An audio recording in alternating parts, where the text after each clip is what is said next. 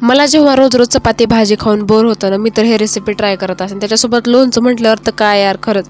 तर काय करायचं आहे, आपल्याला गॅस चालू करायचं, वरती कुकर ठेवायचं. कुकर चांगल्या प्रकारे गरम झालं की मग तेल टाकायचं. तेल चांगल्या प्रकारे कडकडीत गरम होऊ द्यायचं. मध्ये मोहरी टाकायची. मोहरी तडतडली की लगेच खडे मसाले टाकायचे. खूप सारे खडे मसाले टाकायचे. जे जे आपल्याला खडे मसाले आवडतात ते खडे मसाले टाकामध्ये.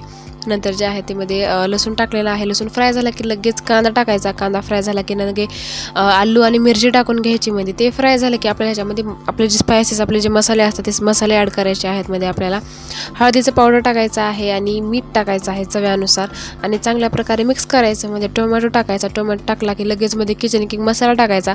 चांगल्या प्रकारे मिक्स करायचं. याच्यामध्ये आपण आपल्याला जे जे भाज्या आवडतात आपण ते भाज्यामध्ये ॲड करू शकतो. पनीर टाकू शकतो, सोयाबीन पण टाकू शकतो, पण मला ते असं साधं सिंपलच आवडतं.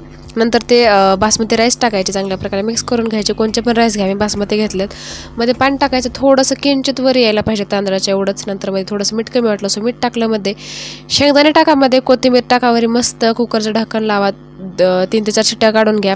वाफ पूर्ण जाऊ द्या. मग त्याचं झाकण काढा आणि नंतर मस्त पुलाव खाण्यासाठी एकदम रेडी आहे. मस्त तुम्ही पण एन्जॉय करा, मी पण एन्जॉय करते. आणि यार लोणचं संगे म्हणल्यावर तर काय बोल.